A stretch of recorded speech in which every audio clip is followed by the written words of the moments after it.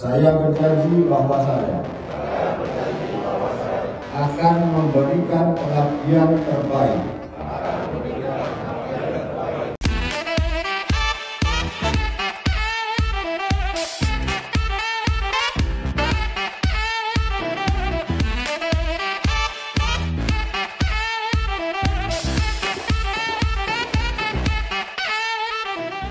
Assalamualaikum warahmatullahi wabarakatuh, Om. Waalaikumsalam. Apa kabar, Om? Baik. Sehat ya? Alhamdulillah. Lagi touring ke Bali nih, Om. Iya. Sama klub HDCI. Betul. Lagi ada acara apa HDCI di Bali, Om? Oke. Saya sudah sedikit kulas ya. Jadi program HDCI Indonesia Rally itu mempunyai kegiatan 5 tahunan. Indonesia Rally itu dalam rangka menyambut 17 Agustus, tapi diadakannya memang per 5 tahunan. Nah, 5 tahun yang lalu adalah di Jogja, dan tahun ini kita adakan di Bali, dan disambut dengan Indonesia Berkibar. Berkibarlah benderaku, judulnya kira-kira begitu. Oke. Nah, dengan datangnya katanya 1.500 biker nih, Om, ke Bali, belum lagi yang sama keluarga. Itu nggak nambah klaster di Bali, Om? Mudah-mudahan tidak. Justru Ketua Umum atau Pengurus Pusat HDCI itu membuat sudah berkoordinasi dengan pemerintah daerah maupun dengan pihak-pihak terkait. Salah satunya juga malah justru untuk mengekspos kepada masyarakat Indonesia maupun dunia bahwa destinasi Bali sebagai pariwisata itu aman dan terkendali. Nah, ini salah satunya adalah program kita. Nah, ini sudah dikoordinasikan dengan pihak Kementerian Pariwisata maupun di Dinas Pariwisata di sini. Di mana HDCI mungkin ya salah satu pelopor juga yang menyatakan bahwa pariwisata di Bali harus dibangkitkan, harus dikembalikan, dan UMKM-nya harus juga diberikan motivasi bahwa pandemi bukanlah selamanya, kira-kira begitu. Oke. Nah, tapi nih, Om, dari megahnya acara di Bali saat ini, ada kasus nih, Om, dari anggota Moge dengan supir truk kemarin. Jadi ceritanya anggota Moge itu nggak bisa nyalip truk yang katanya sengaja menghalangi. Gimana nih, Om? Jadi ini sedikit pelurusan ya. Jadi memang ada beberapa teman kita, bukan beberapa ya, kebetulan dari teman kita, salah satu teman kita itu ada bersenggolan dengan angkot sebenarnya itu.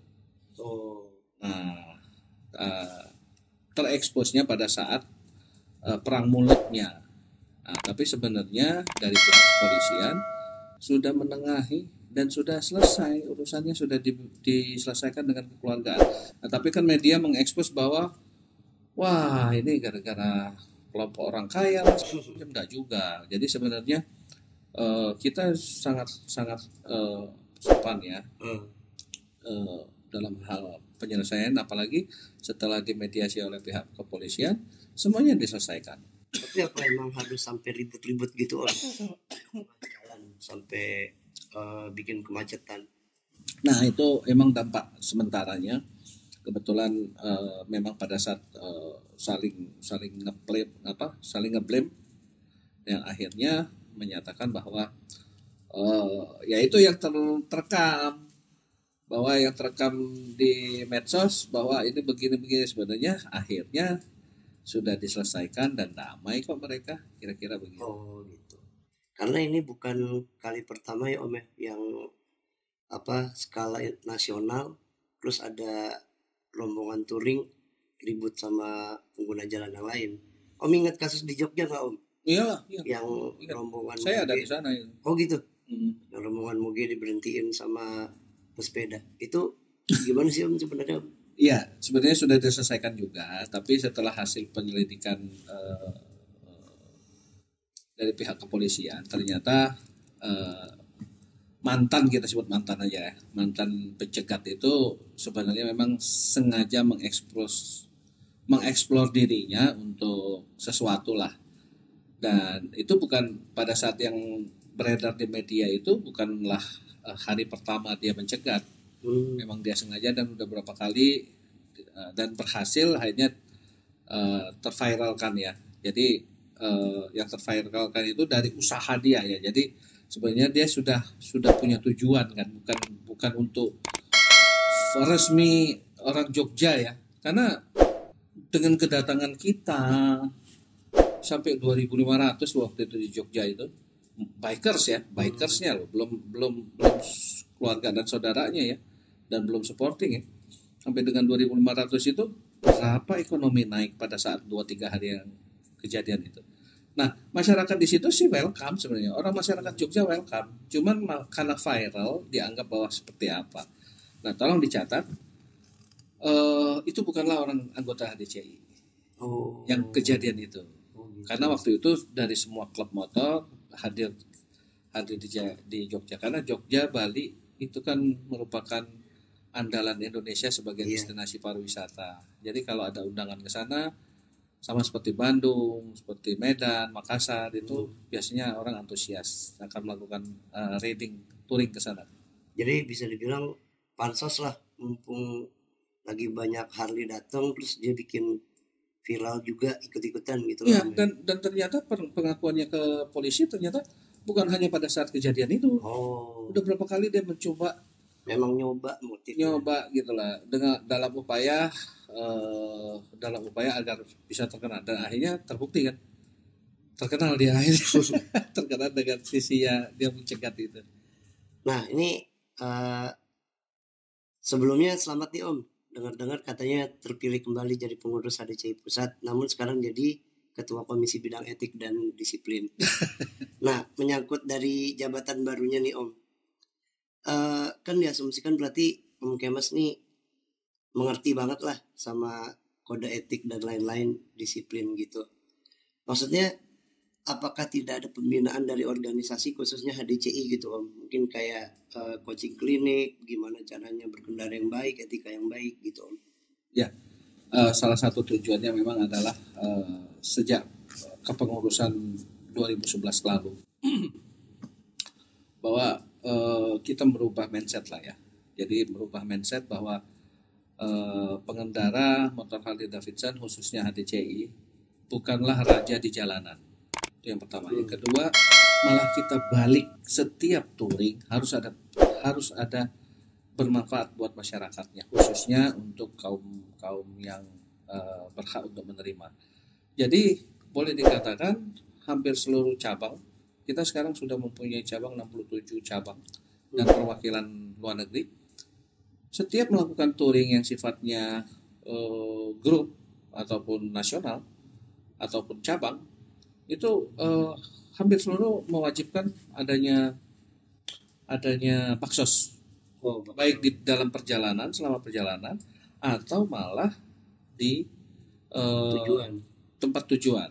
Nah itu pasti dilaksanakan, dan itu sudah kayak mendarah daging ya. Belum lagi bicara hal baksos dalam seperti misalnya pandemi kemarin, kita ikut menyalurkan di beberapa daerah, ikut menyalurkan menjadi panitia untuk vaksin. Nah pada saat awal pandemi kita membagi-bagikan masker, udah kalau diomongin panjang banget, pokoknya intinya baksos untuk kepedulian masyarakat, untuk mengembalikan image masyarakat bahwa kita urakan. Tolong digarisbawahi, Harley Davidson identik dengan HDCI, padahal kan tidak semua Harley Davidson itu adalah HDCI. Ada Hawk juga yang gede. Ada macam-macam lah. IMI segala macam kan mereka pakai juga Harley gitu loh. Nah cuman orang bilang HDCI. Nah itu yang paling terkenal mungkin HDCI. Mungkin ya, tapi dengan dampak negatifnya juga ada di kita gitu. Oke. Nah dengan jabatan Om yang sekarang nih Om, kira-kira apa visi misi Om untuk etika berkendara anggota HDCI Om? Ya, yang jelas saya sangat setuju ya, memang akan rencananya ke sana, karena anggota HDCI kan bukan hanya kaum yang sudah dewasa atau ke atas ya, tapi juga masih ada anak-anak mudanya.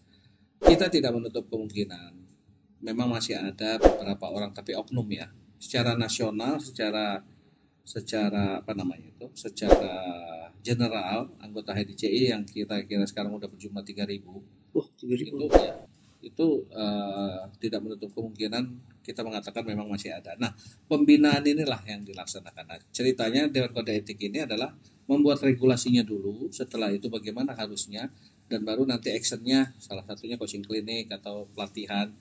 Karena yang utama itu adalah mindset ya, bahwa pakai kendaraan yang berat, panas, segala macam, itu kita bukan raja di jalanan dan tidak harus diprioritaskan. Malah ketua umum yang lama menyarankan, dan sampai sekarang kebijakan ketua umum yang lama itu kita tidak lagi boleh pakai pengawal. Kalau hanya grup kecil gitu. Nah, tapi kayak grup yang sekarang ini kan nasional sifatnya, akan kedatangan 1.500 atau lebih ya bikers, ya kudu maksudnya itu ada pengaturan agar tidak terjadi hal-hal yang tidak diinginkan.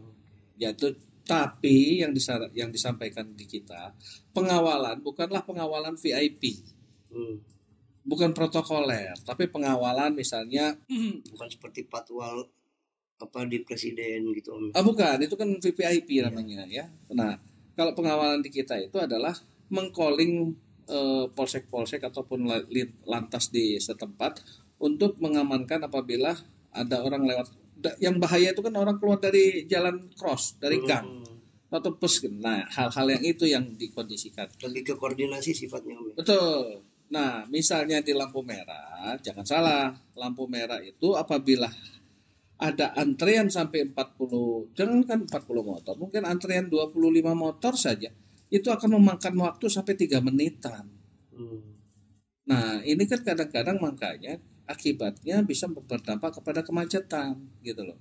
Karena panjangnya motor itu sendiri dengan kesulitan mengendarainya, untuk start kembali itu memakan waktu boleh dikatakan hampir 30 sampai 1 menit.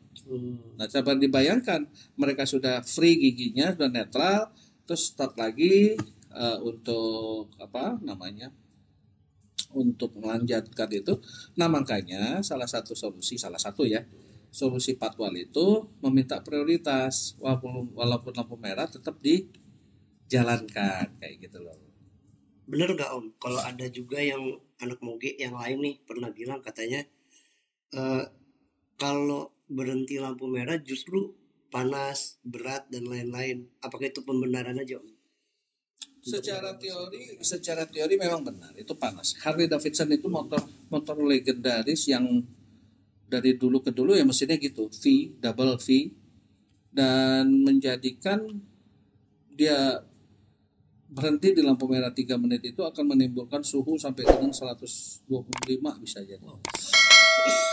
Suhu mesin ya. Sementara 1.700 cc itu di bawah jok. Dan yang kedua, teknologi Harley Davidson tidak memakai yang high tech sekarang. Cooling engine sekarang. Yang terbaru ada cooling engine. Itu pun tidak pakai air. Dipakai oli. Tapi itu di tahun 2016 ke atas. 2015 ke atas. 2015 ke bawah semuanya itu pakai angin. Nah, kesannya arogan karena besarnya knalpotnya, suara knalpotnya. Ditambah kalau ngegas, memang ngegas itu bukan sok-sok atau karena memang dia butuh angin gitu loh. Untuk airflow pendingin itu. Betul. Jadi pendinginnya mesin itu diharapkan dari angin. Gitu loh. Bukan makin jalan makin dingin. Dia makin lancar itu terbantu. Nah, jadi makanya kesan gitu ya, padahal bukan ngegas, memang dia butuh supaya anginnya masuk gitu. Berarti bukan 100% pembenaran, ada teori. Nggak bisa juga dikatakan gitu. Makanya si patwal tadi salah satunya adalah dalam kondisi dia sudah netral dan segala macam, kan lampu merah itu kan berkisar dari 1 menit sampai ada yang 3 menit. Yeah. Ada yang malah 5 menit, tergantung setelan itu, tergantung dari polisi melihat dari flow ya. Nah, bisa dibayangkan dia sudah 3 menit stay itu naik uap ke atas. Nah, itu manusiawi juga sih saya rasa. Oke Om, tadi Om sempat menyinggung juga anak-anak muda nih Om. Nah, apa pesan Om sebagai pengurus di HDCI bagi anak muda yang suka moge dan menggunakan moge di Jakarta atau di tempat-tempat lain? Yang pertama untuk pesan saya kepada anak-anak muda, pelajari kendaraan itu, jangan kuasain kendaraan itu, dalam arti dikuasain harus dipelajari dengan detail. Dengan dikuasain kendaraan, jangan sampai kita dikuasain oleh motornya. Jadi kita yang menguasai motor, bukan dia yang menguasai kita. Pertama, kenapa? Handicapnya situ, beratnya motor. Jadi saya sarankan kepada anak muda khususnya, moge nggak bisa khususnya Harley Davidson itu udah bisa dikatakan dia smart bike. Kenapa? Oleh karena dia bukan smart bike, maka anak muda harus belajar mengendarai bike yang benar. Nah, itu pembelajaran itu bisa di HDCI, bisa juga di klub-klub lain yang selalu pakai training untuk mengendarai kendaraan yang baik dan benar. Dan salah satu teorinya itu kalau tidak salah adalah bagaimana cara apabila ada hambatan. Itu yang terpenting, bukan hanya ridingnya. Kalau ridingnya sama seperti mobil aja, setelah kita kuasain ininya, terus kita ngegas. Kalau motor besar kan maunya ngegas itu. Mau seberapa juga sampai dengan 250 km per jam bisa, gitu loh. Contoh kayak motor GP itu bisa lari sampai 350 km per jam. Nah, hal-hal yang kayak gitu tuh makanya pembinaan terhadap anak-anak muda tidak henti-hentinya kita laksanakan ya. Kira-kira agar itu ya pertama. Yang kedua, patuhi peraturan lalu lintas ya. Bahwa pemakai kendaraan moge khususnya Harley Davidson bukanlah segalanya dan bukan jadi raja di jalanan. Ketiga, banyak sedekah dah biar lo nggak celaka. Itu aja. Anak muda jangan main sibuk dengan gamenya aja. Beli game online bisa jadi sampai 100.000. Lebih baik lo sedekahin deh. Kalau ente lo sedekah, insya Allah selamat deh dunia akhirat. Kira-kira begitu. Oke, terakhir nih Om, harapan bagi pengguna moge di Indonesia khususnya HDCI. Tujuan HDCI dan beserta klub lainnya adalah bukan menghimbau ya, lagi menggarap agar dapat pemutihan khususnya untuk biaya masuk, di mana Harley Davidson itu terkenal dulu bersama klub yang tua yang lainnya. Dulu rata-rata banyak import spare part ya. Pertama rangkanya dulu dia itu beli mesinnya, dan itu kan datangnya dari Amerika dan itu jadi barang yang dianggap memang untuk ini. Nah, itu akan dicoba nanti adalah bagaimana motor-motor yang lama itu bisa diputihkan dan bisa mendapatkan STNK, surat-surat resminya. Nah, itu kan butuh perjuangan yang cukup besar dari beberapa pejabat negara ya. Contohnya ya Menteri Keuangan, Dirjen Bea Cukai, pajak dan segala macam. Nah, itu harus menjadi motivasi kita untuk ke depan agar motor-motor bodong lah istilah anak motor ya, motor-motor bodong itu bisa dilehalkan demi untuk satu ketertiban peraturan, kedua adalah pemasukan buat negara. Nah, tapi ada yang ketiga. Betul. Yang ketiga ini ya kita sama-sama membenahi diri. Sebenarnya siapa sih yang bisa memasukin barang luar ke Indonesia? Akhirnya kan oknum juga. Lah daripada ngenyangin si oknumnya lebih baik ngenyangin negara kan. Benar. Kira-kira begitu kan. Sementara motor-motor besar masuk ke lompok barang mewah. Pajaknya cukup besar. Nah, perbandingan itu memang agak signifikan sih. Itu juga harus dipikirkan sama pemerintah. Apabila selisihnya sedikit, orang nggak akan juga tertarik kok masukin motor selundupan dalam arti ya. Mobil juga begitu. Di Amerika itu harga motor itu 25.000 kali 15.000 tuh kira-kira 400 jutaan, 300 jutaan ya. 300 sampai 400 juta. Dan itu tidak berubah dari dulu ke dulu. Tapi masuk ke Indonesia jadi berapa harganya? Berapa Om?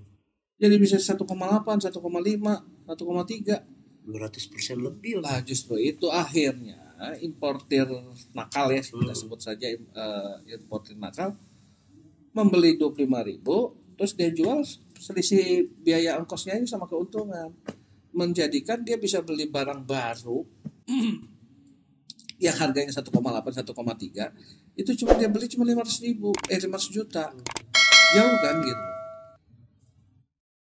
Nah barang-barang mewah itu juga lah yang membuat jadi sebenarnya perlu dipilah-pilah sebenarnya kalau pemerintah juga harus sadari.